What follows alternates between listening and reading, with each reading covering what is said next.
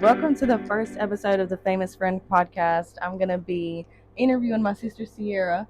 She's sober now, but she went through addiction, so we're just going to go into some questions about that. Okay, so let's start off in prayer.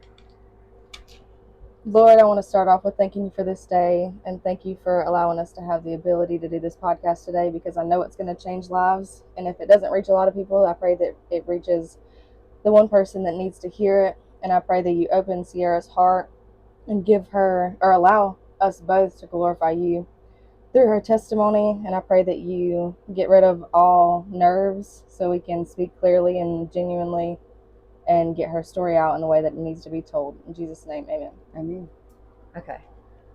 So we can go ahead and start with, how long have you been sober versus how long were you in your active addiction? I have one question first. I need to be looking at the camera. You can look wherever. Okay. So 20 months. I was in active addiction for 10 years, a little over 10 years, and I've been sober for 20 months. Okay.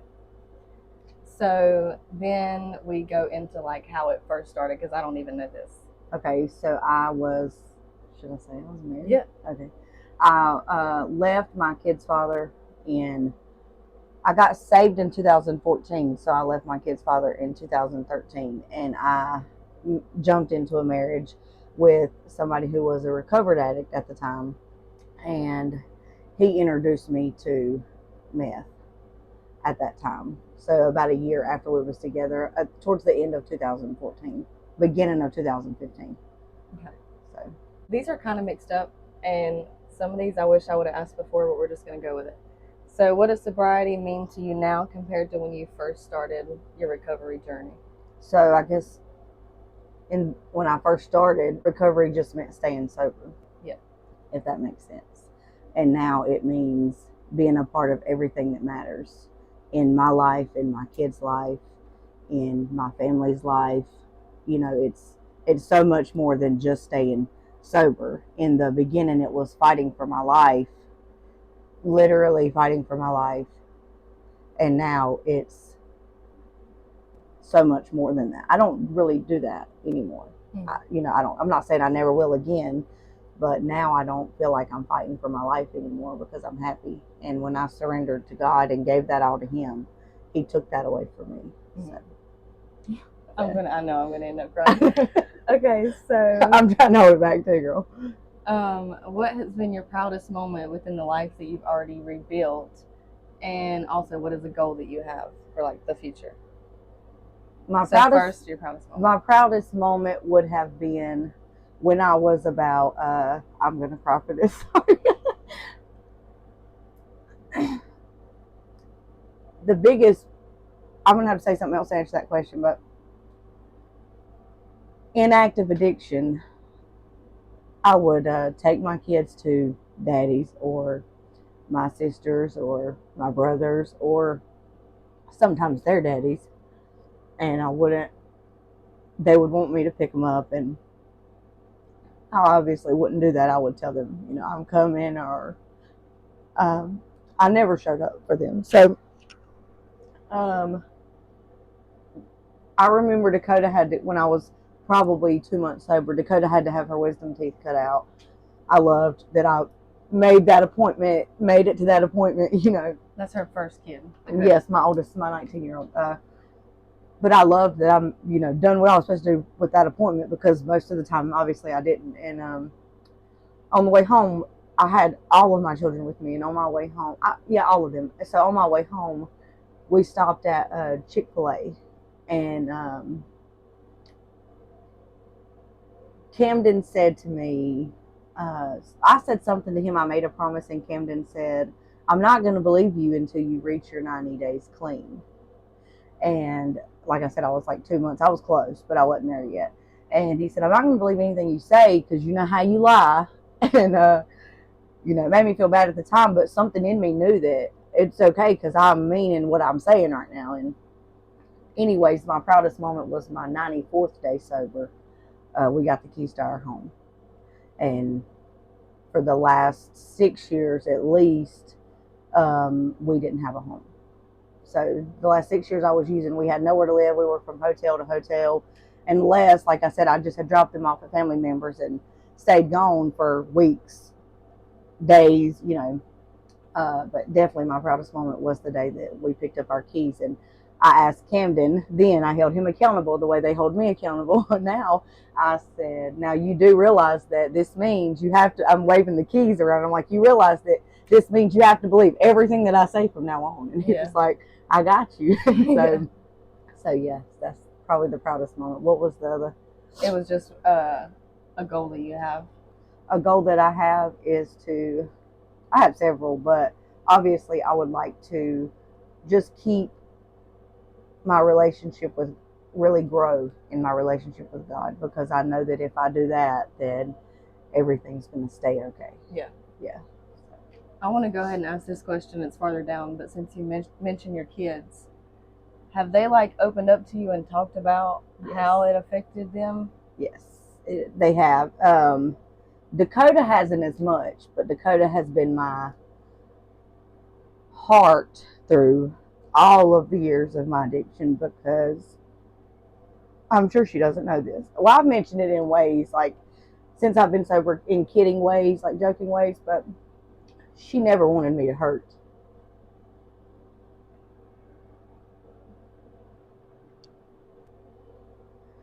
Even though I was destroying them, she never wanted me to feel how I really deep down felt anyways, Yeah. And I don't know if that's because I'm her mama and she just didn't want me to hurt her, if it's because maybe she thought it would keep the cycle going, or it may get worse, but I lost what I was saying. Oh yes, about them addressing it. Oh yeah. So she never wanted me to feel any pain, and so she doesn't open up as much. I know that she was not the most damaged. They were all damaged, but with Dakota, she had me sober until she was in fifth grade. Was it fifth grade or fourth grade, something like that? And so she knew the mama that I was, that I could be, the showing up mama, the always, she didn't have to question if mama was going to be. I was there. I was a good mama to her.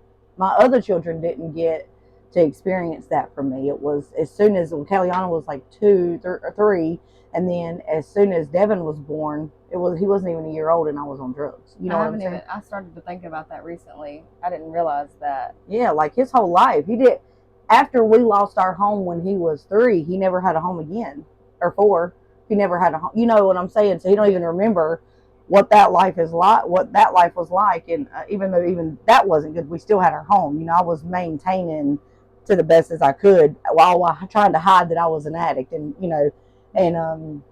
so do they address it? Yes, Camden does. I was about to say Camden holds me so accountable. That's the one that said he's not going to believe anything. He's 13. And just the other night, last weekend, as a matter of fact, he had company over, and he was like, this is how he talks to me. He was like, bro, I know you heard in my voice when I was calling you crying, And I was like, Camden, whoa, like, why are we talking about that? We're sitting at the table eating supper, and I'm like, whoa, But I let them talk and I listen because it matters. I can't just make those feel like I have forgiven myself for all of those things. So at the end of the day, I have to listen to them. But yes, they do still. Kellyanna does. Dakota, like I said, she doesn't bring stuff up unless it's in a joking way with the kids and we're like going down the road or something like that. But Dakota always, like I said, throughout all of it, she wanted to protect my heart. Kellyanna, from what I've seen, she's just like blunt. She's so blunt. She's like, didn't nobody ask to be here? Like, she said that to me one time in the drive-through of the Bojangles. This was in the prime of mine. I mean, like, you know what I'm saying? Probably 3 years before I got clean, maybe 2.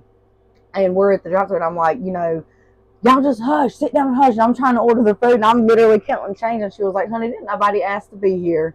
You're the one who had us, She's like, she's my blunt child. She's not protecting any feelings. It doesn't matter. And so, for that, I'm thankful because, I needed that a lot of the times, to allow myself to feel those things and to have a conscience about it. KK could definitely get me there. Dakota was, like I said, my sweet, tender baby. And Devin, he's Devin's different because, where, like I say, he's at an age where he doesn't care anyways. He's 11, and the rules, the life change that they've experienced, the going to bed, the making it to school on time, the let's do the homework, let's, you know what I'm saying? He can't. He's not doing good adjusting to rules. Yeah. You know, simple tasks that most kids, you know, he never had to do, and so he's a work in progress, but he'll be fine. I feel confident by the time he starts middle school, because he's going to fifth grade this year. By the time he starts middle school, he's going to get on board with everybody else. Yeah. And I'm praying about that. So Yeah. definitely. Okay. Is there any specific memory or low point that you reached that made you realize that you needed like change and needed to get sober, I guess? Probably, not probably, for sure. Once I realized that I was going to go to prison for a year. And like I say, we have a good family. You know, there's people definitely that we could fall back on, but to be gone for a year and have to depend on somebody to full on, like, I dropped them off. I'd done that, but I was like, you know, told to come in, you know what I'm saying? Somebody to 110% solely depend on to take care of the kids, take them in other words. I knew that wasn't really possible with, I mean, my dad has his own life. My mom is not in a position to where she could. Other things happened with their dad that wouldn't have been a possibility, you know, and so yes, definitely when I knew that I was going to go to prison for a year, but even still, then in the addict mind that I had, I didn't face that head on. Yeah. I ran from that for about 8 months, as long as I could, until my lawyer said, "Look, I'm not going to court with you today at 2:00 if you do not go to detox." Yeah. So yeah, definitely that was I knew that something had to change. And then when I did run from it from all those 8 months, and then it comes the day of court, I went into detox with an open mind and an open heart and ready to come out different. I truthfully wanted that. I held on to Romans 8:18 while I was in there, and don't get me wrong, it wasn't easy. When I say my mind was made up, it was, but I still checked out of detox on the second. Yeah. And when I got checked in, knowing I could go to prison, I went and got high, and then I checked back in, and then that is when, on November 3rd, was after 12th, so it was really November 4th, I cried out to God.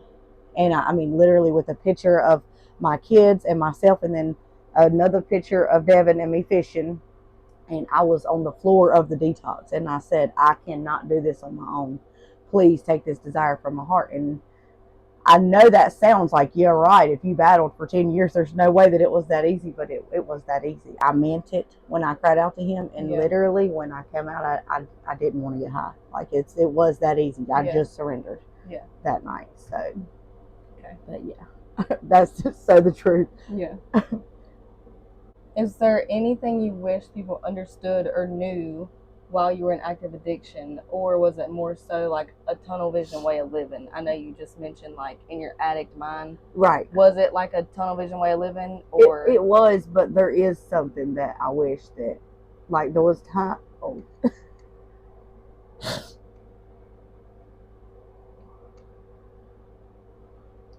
So my nanny and my daddy,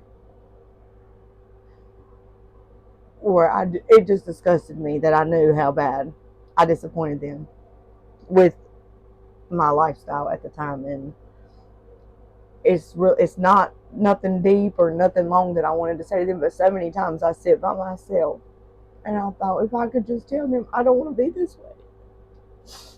That's it. I didn't want to be that way. Like, I didn't. And that would probably be it.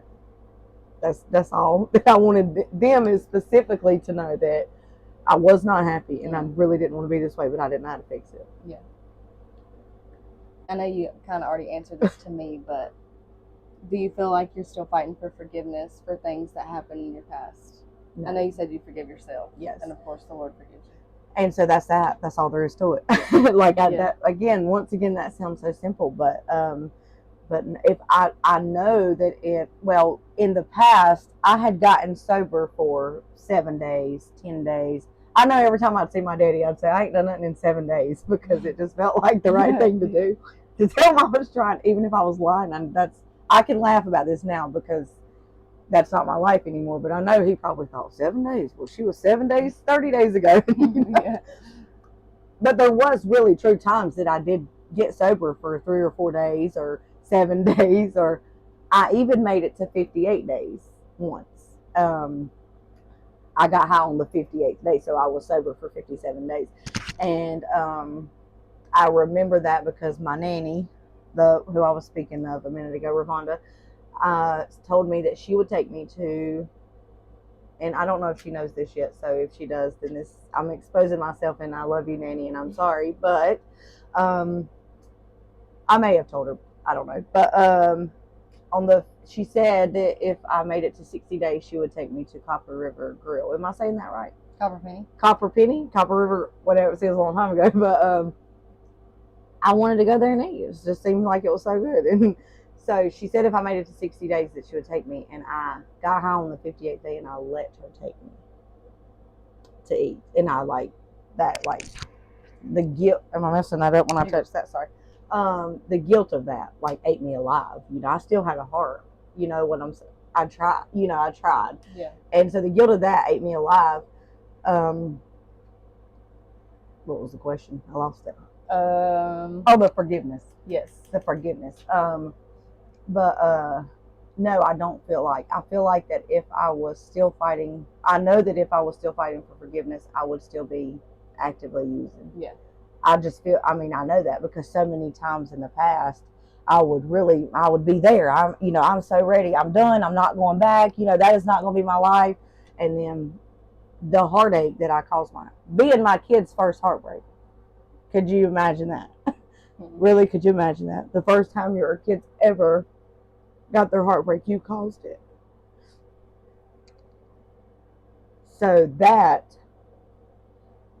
if I had not forgiven myself, and if God did not forgive me, then I would actively still be using, because that is like torturous to know that you're responsible for the aches, that the burdens that their hearts carried at such a small age. Yeah.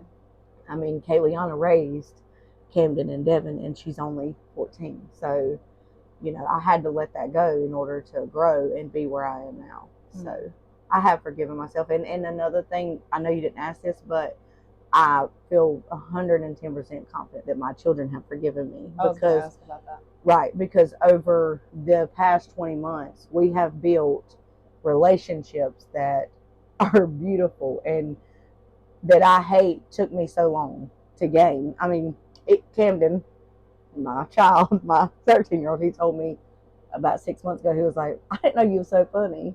And I was like, I didn't know you were so funny. And it was like, he probably thought nothing about that moment. Yeah. But for me, that moment was like, wow, at the time he was 12. And I was like, it took me to 12 years to realize that he is the most funny kid, smart, outgoing, you know. And so, and then not just him, all of them, the relationships that we build. You know, I learned things in the past 20 months about my kids, and Dakota's 19 that, you know, I didn't, you know, little things like this. She don't even like to eat. I didn't learn until she was 18 and 19 years old. However, in all the years of me using, I know you didn't ask this, but I'm gonna say this. In all the years of me using, there was a few things. I'm not going to say that yet because I think that might be a question, but I'll just go ahead and say it. I did hold on to 2 things. I held on to a lot more, but these are just 2 things on my mind right now. I held on to, if I ever got sober for any length of time, any true length of time, there's no way I would go back to that life.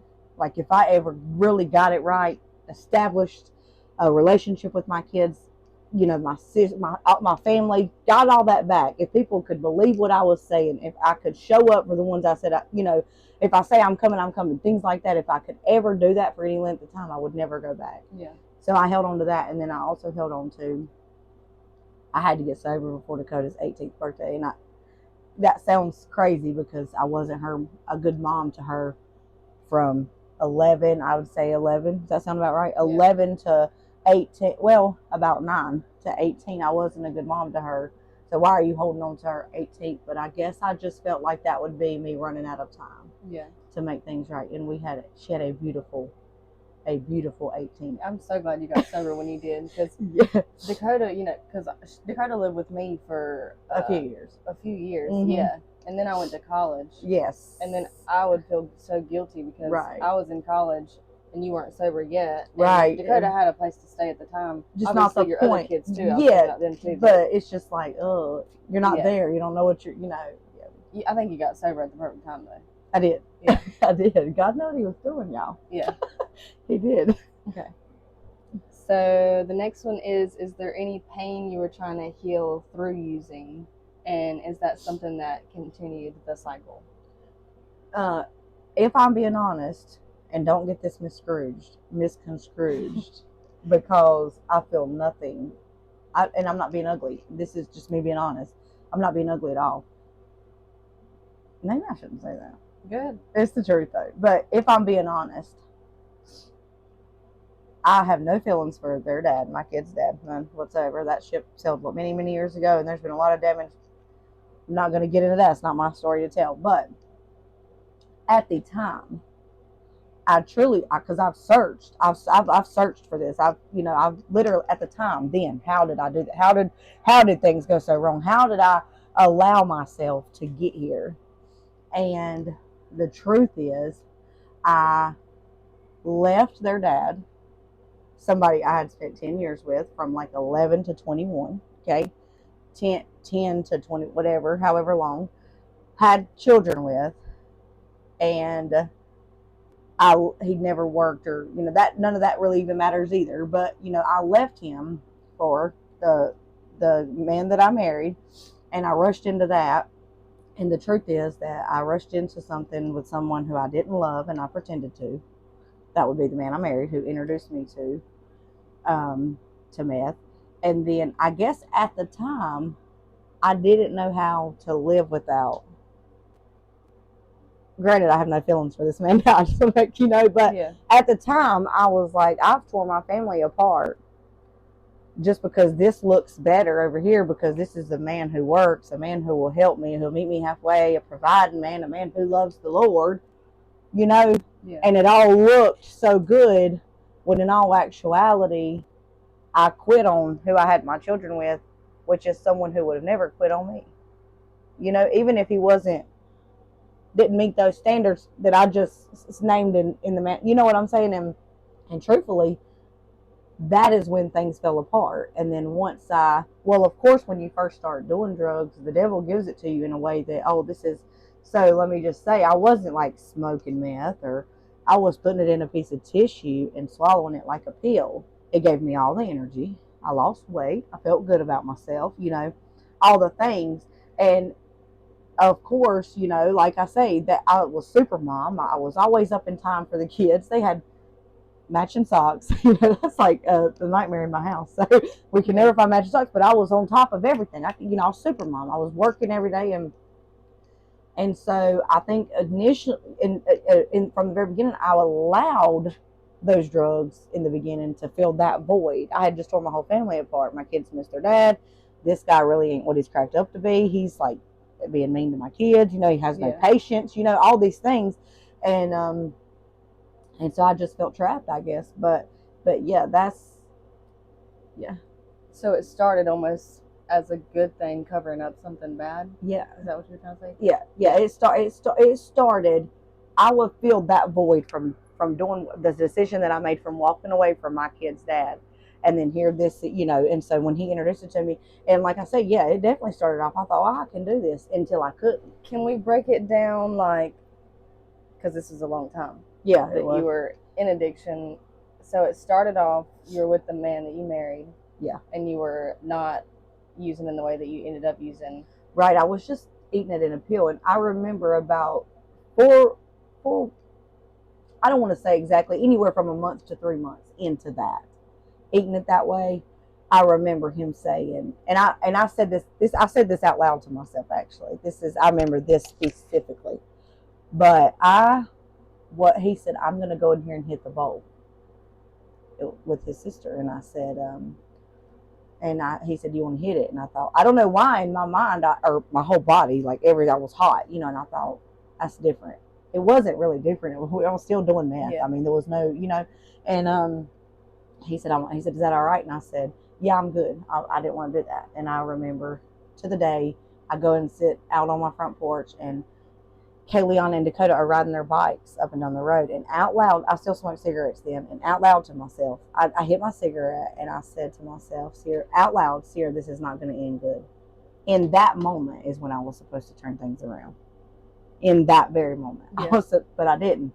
And then not long after that, I started smoking, and the whole 3 years that we're talking about that I just smoked, I had my house. I had. I was going to ask, how long were you still with him?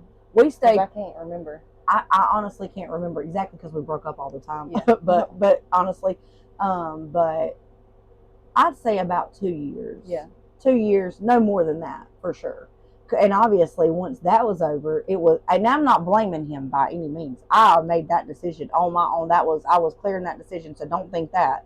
It's just that's who brought it around. You know what I'm saying? That's why I say introduced. I ultimately made my own decision. But it's crazy because God revealed so much to me, and I know now what was happening. Then I had no idea. But he revealed so much to me beforehand. I mean, one of his family members I watched, and I watched her go through all the things that I ended up going through. And she's, you know what I'm saying? And love her to death, not say anything bad about her, but it's like God put all that in my face. Every bit of it. I was just saved, okay? I was just saved. And the devil attacked my life. I never got tested in those ways before I was saved. Yeah. But never. You could have not paid me to do.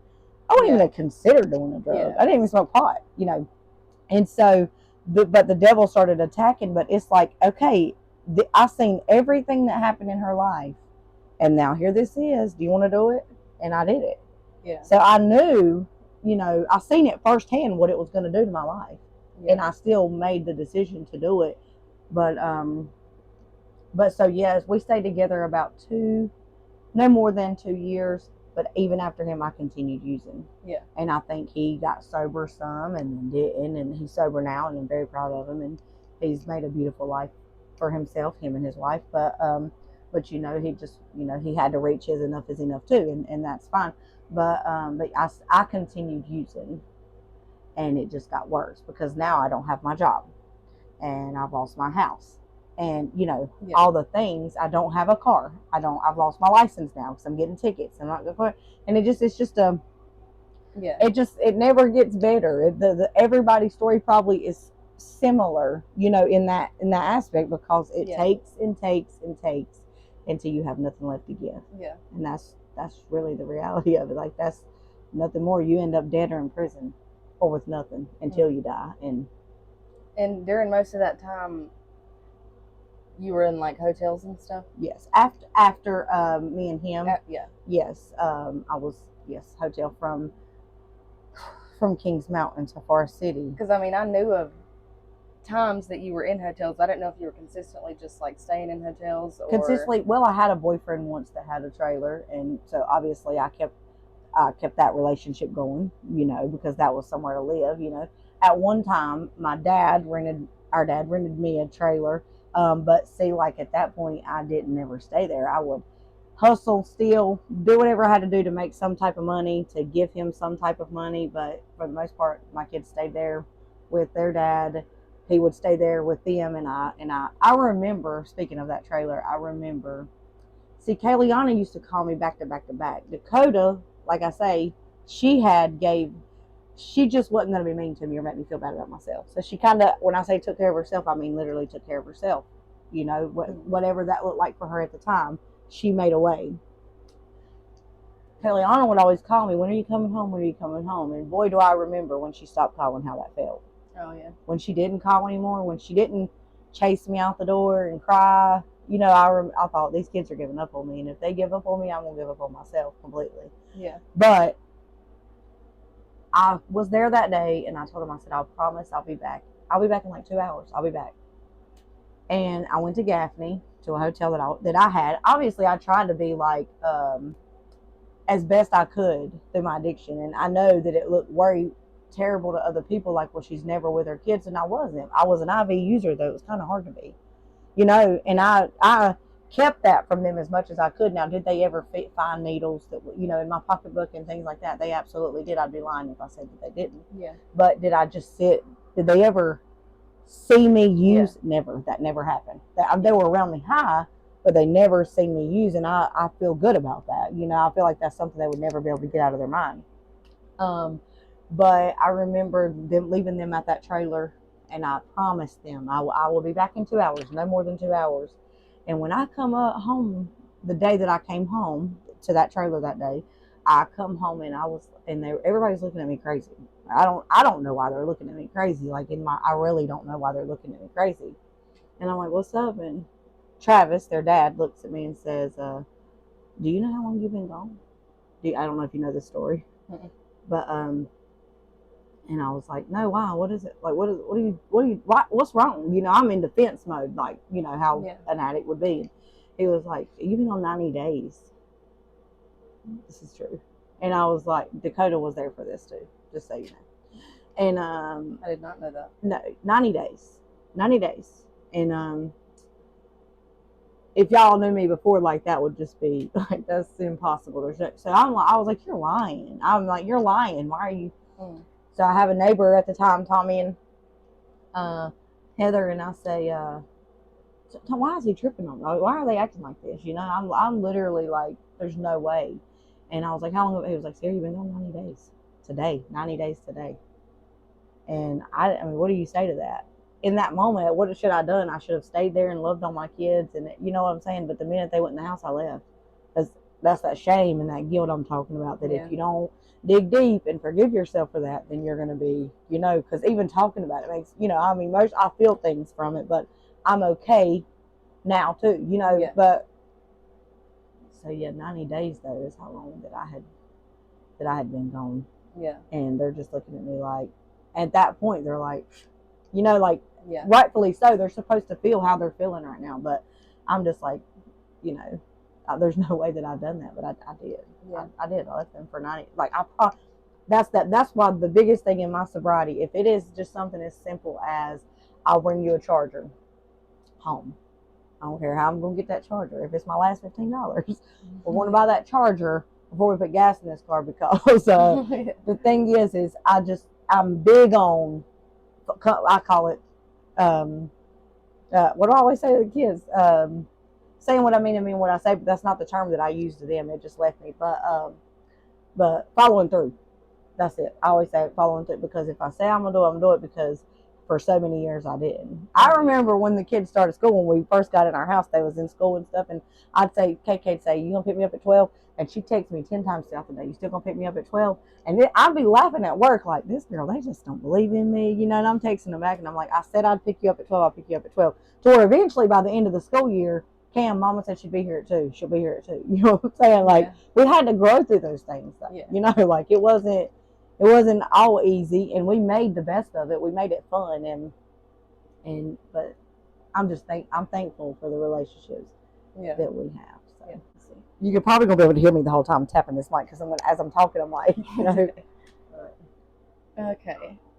So what keeps you going now, and what are your motivations that make you confident that you won't go back? I know is that what you're talking about, that you kind of answered earlier? No, I kind of answered. I'll know it when you ask me, but okay. But definitely that's my kids, my relationship. Kids, yeah. Like, okay, so it's crazy that I let them down for most of their life, and now, and we talk about this in the car. I tell them, I always say in the car, because that's when we have most of our conversations, because we're always in the car.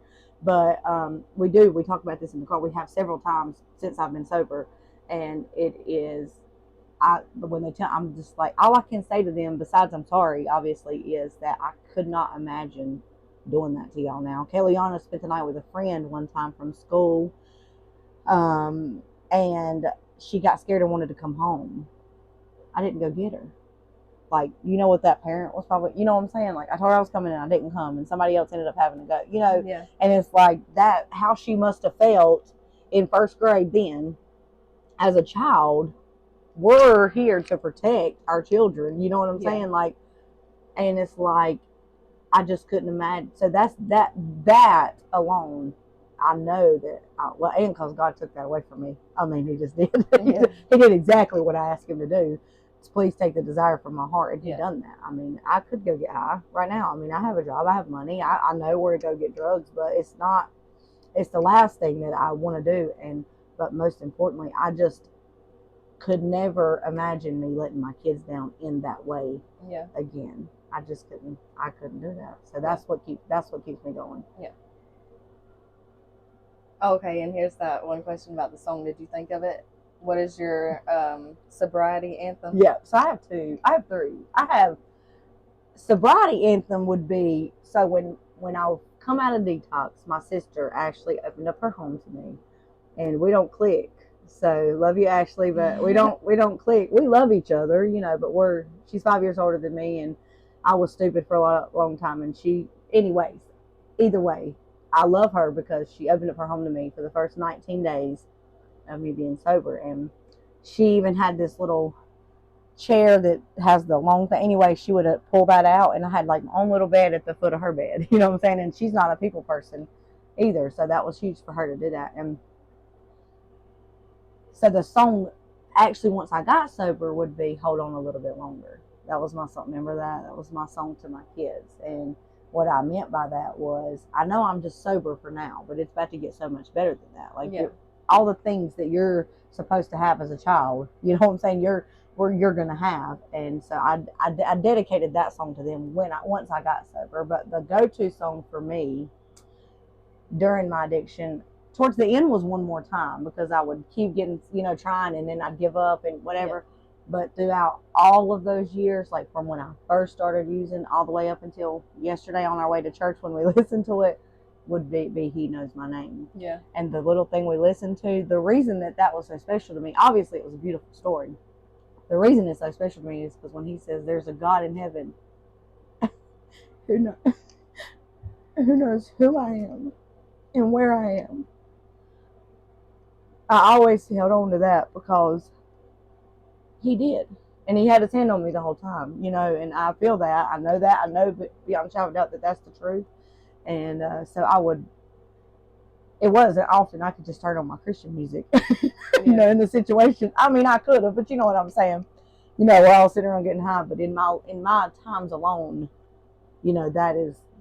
that's the song that I would always listen to. Yeah. And just, but once he was waiting on me though. It wasn't the other way around. He was waiting on me. So, but that would be the song. He Knows My Name.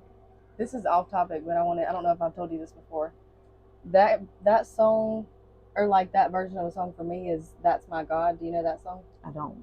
Well, I'll play it for you, but I mean, I would have heard it, but a moment for me that I realized, or one of the many moments that I realized that like God really knows me personally. Yeah, I was sitting in church. It was Easter Sunday, and they were playing like resurrection songs. Yeah, and I figured that's what they would stick with because it's Easter Sunday. Yeah, and I was like in a bad place at the time, and it was April, so that's when all that happened. And I was alone in church. Well, I think my mama was with me, but the person I was with wasn't with me. Right. And I was praying while they were singing, and I was like, I need you to play "That's My God" so you can show me, like... Did they play it?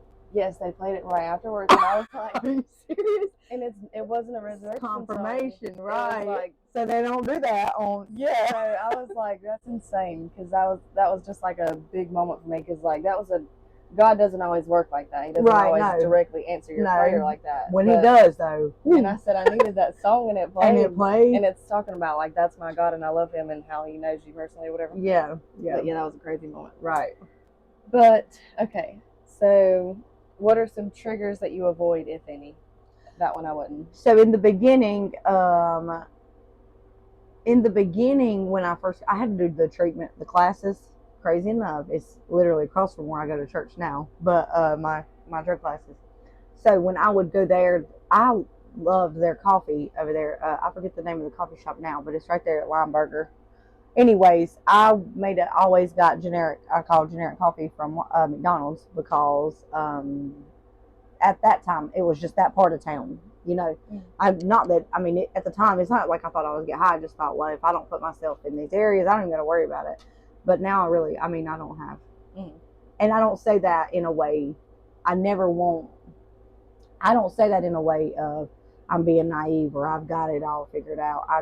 God's got me, and that's, I'm not being bragging or like I'm up here, or, and that's not, I don't say that like, well, I don't even, I understand how addiction works, but I also understand how God works, and I'm not fighting for my life to stay sober. As a matter of fact, everything that I want, I'm getting right now, and He says that. He says you'll get everything.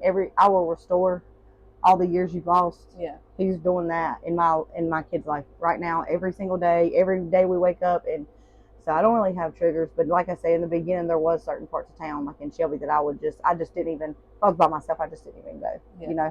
I'll go get my coffee at McDonald's and it'll be fine. But. So during your addiction, did you know that, maybe this is the one? That's the question. Did you know that you'd eventually get clean? And that's the one I said I was answering earlier. I did hold on to the fact that I was crying. Like I said, I got saved right before all of this started, when the devil attacked my life. And so I always knew, this can't be my life. Like, I'd say that this cannot be. I can't do this another year, But to answer that, I knew that if I ever got clean for any length of time, that I would never go back. Yeah. That would just, it'd be over. Yeah. So. Okay, so I already asked the one about, have your kids talked about how it affected them? So what's something small that brings you peace now that would have felt impossible before? And I don't really know what I was trying to ask with that, but I guess just something small that maybe even you do daily that you're just kind of... Oh, K-Love. I've never really listened to 106.9. I mean, I have at times, and I'm sure that it's just as good, but K-Love, and let me tell you how the devil works. Last week, K-Love wasn't working. And then when it started working, one of my good songs, one of the ones that bring me through, was on, and my mama was actually with me in the car that day. We were on our way to work, and she was like, I want you to a radio station does not just stop playing. Do you understand that? Like, that's not something that happens, like, and then start back. There's like a CD was skipping. That's what I'm trying to say. Yeah. And Mom was like, the devil is at work. She don't even know that the whole week prior to that. You know what I'm saying? Yeah. I'm having issues with Caleb, but anyways, something small, I guess, to me, every morning on my way to work. And my kids, this was a battle, because they want to listen to Power 98, the worst. And it's not that, like I say, I'm not goody, but this just makes me feel good. You know what I'm saying? And that you get wrapped up in stuff like that. You know what I'm saying? And it becomes, you talk different. You act, you know what I'm saying? And so yes, every morning but what I'll say about my kids is whenever we're in the car, I actually said it today, asked Coda, I said this today on the way to take Mama to work to come here. I said, I love this. Mama said, what? I said, used to, I'd be 2 songs in there, like, Mama, can we just listen to 1 song? They don't even say it. They know. We just know. And so, but that's what every single morning. And it sets the mood. Like, it sets the mentality for the day. You know what I'm saying? Yeah.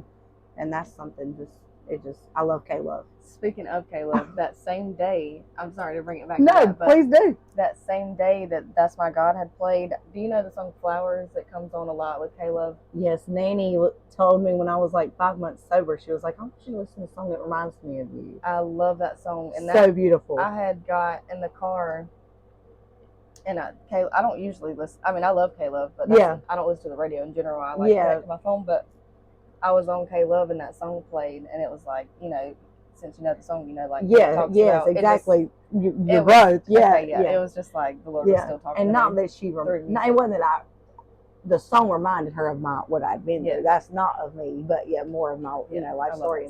It's so pretty. They sing it at church sometimes. Really? Yes, and it's good.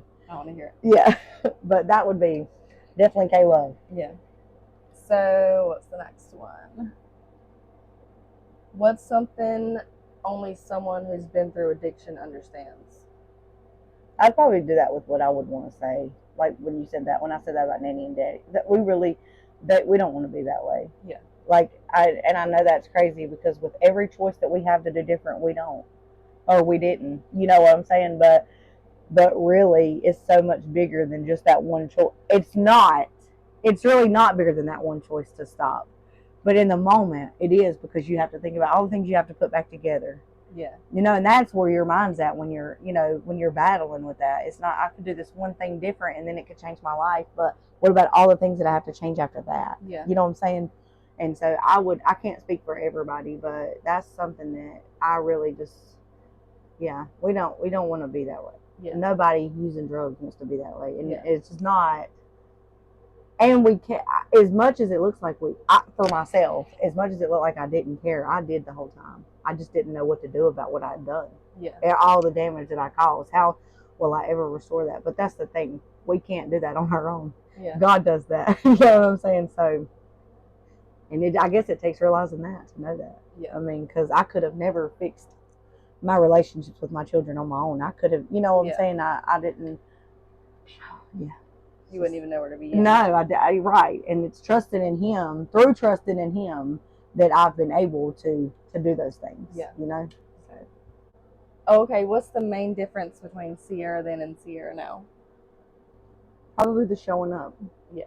That would be it. And I feel like I'm answering these questions the same way, but it's all, you know what I'm saying? It's just, but that would be, if I say I'm coming, I'm coming. Y'all would have to understand me then. Like, I mean, Dakota would call me and say she's hungry, and I would be like, all right, I'm on my way. And a week later, maybe 3 days, you know. But, you know, I mean, like, I didn't handle anything I was supposed to. I didn't do anything I was supposed to. And if I said it, it was a lie. And even if on my bestest days with the best intentions, I still did not do what I was supposed to do. Yeah. And so that's the biggest difference. I mean, I get up every day and I go to work like I'm supposed to. Whatever my kids have going on, I'm involved in. You know, like, I mean, and that's just how it's supposed to be. Like, that's just like we're normal. Yeah. We have like a normal life and stuff. So there was nothing normal about our life before, and I'm thankful that it is how it is now. I'm so happy about it. It was bad. Yeah. You've already accomplished a lot within a short period of time. Where do you want to be in 5 years other than the beach? Or is that in 5 years? Yeah, I'm moving to the beach if I have anything to do. I love that. I just want I guess I want my relationship with God to grow stronger. There's things that I don't understand, and I want to grow in that aspect of my life, but I just want to keep getting better from where I am now. Yeah. And I don't care to have this big house. It's not like, you know, it's nothing material. I just want to keep being happy, keep seeing my kids smile, keep making them proud, you know, and I really don't want much. And you're only going to get closer to them. Yeah, that's what I'm saying. I have a grandbaby on the way, so in 5 years I'll be a lolly, and I'll have my grandbaby starting. So, you know, the ways that I didn't show up for my children, I'll never put my grandkids through that, and that's a good feeling, you know. Yeah. Yeah. So I'm excited for that. I think we're on the last question. Already? This is the advice question. What would you tell somebody that's been where you've been, or is there any advice that you could give them? The only advice that I would give them is that it's so much better on this side of things, and get sober and restore. If you're somebody with kids, that they're all that matters. Your relationship, like when the drugs don't love you, the people you're doing drugs with don't love you. If you got put in jail tomorrow, they're not going to be there. The only people that matter is the people that I pushed away the most, and it is not worth it. It is not worth everything that you're going to feel when the time, I mean, it's just not worth it. So I would say surrender your life to God and don't look back. Yeah. That's what I would say. I love that. That's it. Yeah. And I kept hitting this, so. It's okay. I have 3 different audios going on. We're going to pick out what's the best. And I'm going to go ahead and say this now. I have another sister. We have another sister. Her name is Kayla. She is currently sober. Amen. She's going to also make it out of her addiction, and I hope that I can make an episode with her too, maybe in a couple years or whenever, but we can end it off, I guess. We can what? End it off. Okay. With saying, I don't know, I hope that helps somebody. Anybody. Just one person. Yeah. Okay. I can't believe we did this. I know, I'm so excited. I'm glad we